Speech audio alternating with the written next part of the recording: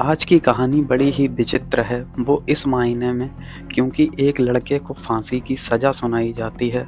जब उसके फांसी के महज 2 दिन बचते हैं, तो जेलर साहब उसके रूम में जाते हैं, उसकी बैरिंग में जाते हैं और उससे पूछते हैं कि तुम्हारी कोई आखिरी इच्छा है?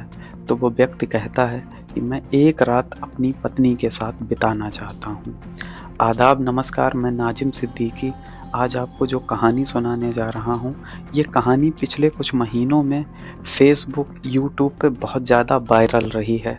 आज जानते हैं इस कहानी के बारे में। एक लड़का होता है जिसका नाम सुबोध होता है, उसे फांसी की सज़ा सुनाई जाती है रेप और कत्ल के मामले में। उसके ऊपर बाकायदा मुकदमा चलता है, मुकदमे के बाद वो मुकदमा हार जाता है और उसे फांसी की सज़ा सुना दी जाती है।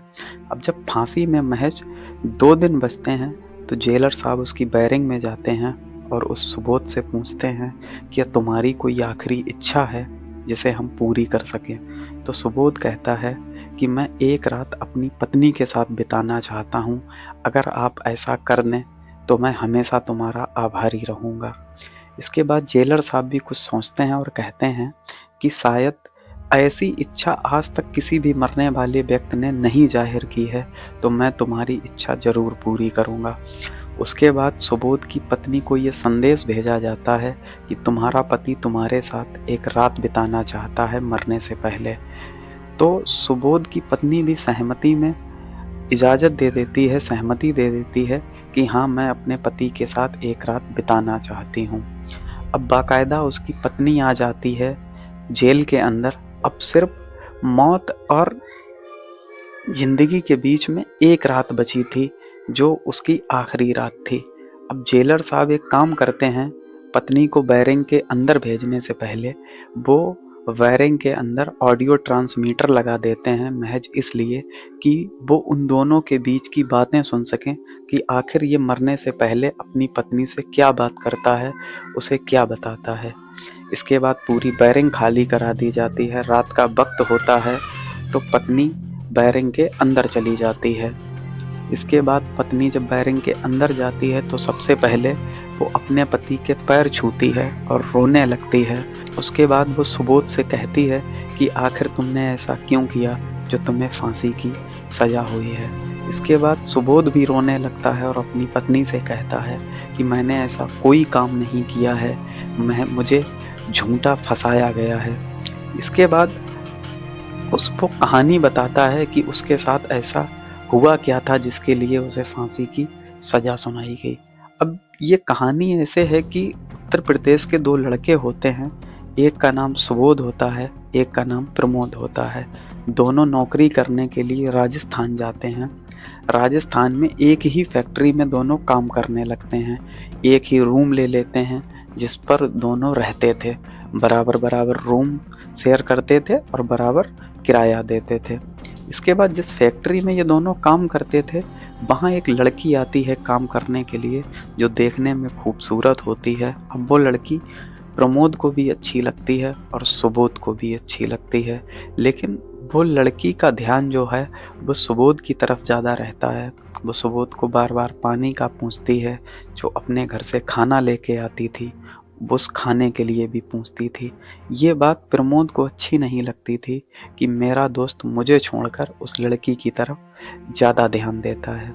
लेकिन वो लड़की थी ही इतनी अच्छी कि सुबोध खुद को ना चाहते हुए भी उस लड़की की तरफ अट्रैक्ट होता रहता था। एक दिन वो लड़की कहती है कि मैं तुम्हारे रूम पे आना चाहती हूँ, तुम्हारे साथ कुछ वक्त बिताना चाहती हूँ। अब वो छुट्टी का दिन होता है, तो सुबोध अपनी उस दोस्त को अपने घर बुला लेता है। अब ये बात उसका प्रमोद जो दोस्त होता है उसे अच्छी नहीं लगती है।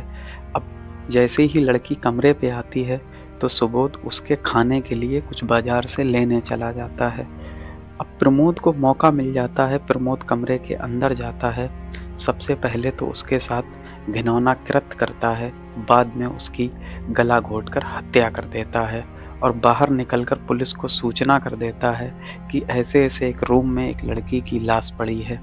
अब पुलिस वाले जब पहुंचते हैं, तो उसी टाइम पर सुबोध भी कमरे के अंदर आ जाता है, जिससे सुबोध मौके पर ही पकड़ लिया जाता है। अब उसके बाद उसके ऊपर मुकदमा चलता है और मुकदमे में उसे सजाए मौत दी जाती है। अब ये कहानी जब सुबोध अपनी पत्नी को सुनाता है तो उसकी पत्नी भी रोने लगती है और उसका पति भी रोने लगता है। उसके बाद सुबोध अपनी पत्नी से कहता है कि हमारा जो एक बच्चा है, तुम उसे मेरे बारे में ज़रूर बताना कि मैंने ऐसा कुछ नहीं किया था, ये महज मेरे ऊपर एक इल्ज़ाम है। तुम उस बच्चे की अच्छे से परवरिश करना, अपना ख्याल रखना, हमारे बेटे का ख्याल रखना। दोनों बहुत ज़्यादा रो रहे थे और ये कहानी लाइव जेलर साहब भी सुन रहे थे, पूरा जेल स्टाफ सुन रहा था। इधर तो वो दोनों रो रहे थे, उधर जेलर भी रो रहे थे, शायद पूरा स्टाफ भी रो रहा था। अब वो दोनों पूरी रात एक दूसरे को देखते रहते हैं, इधर उधर की बातें करते रहते हैं, एक दूसरे को गले लगाकर रोते रहते हैं। जब सुबह होती है तो इधर फांसी की तैयारी चल रही होती है, उधर जेलर साहब एक काम करते हैं, तुरंत फांसी को रोक देते हैं और ये खबर आला अधिकारियों को देते हैं, तो वो भी इस फांसी को रोक देते हैं और उसके बाद दोबारा इस मुकदमे की सुनवाई होती है। तो सुबोध का जो दोस्त होता है उसे सजा सुनाई जाती है।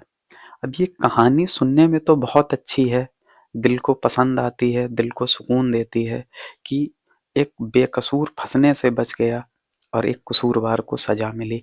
लेकिन इस कहानी की जब सच्चाई हमने देखी हर तरह से, सारे प्लेटफॉर्म्स पर, तो ये महज एक कोरी अफवाह है। किसी ने कहानी तो बहुत अच्छी लिखी है, स्क्रिप्ट बहुत अच्छी लिखी है, लेकिन इस कहानी का सच्चाई से दूर दूर तक कोई लेना देना नहीं है। आज की कहानी में इतना ही। आपको ये कहानी कैसी लगी इसके बारे में आप कमेंट ज़रूर करिए। साथ ही साथ चैनल को सब्सक्राइब करिए, वीडियो को लाइक कीजिए। अपना ख्याल रखिए, अपनों का खूब सारा ख्याल रखिए। जय हिंद।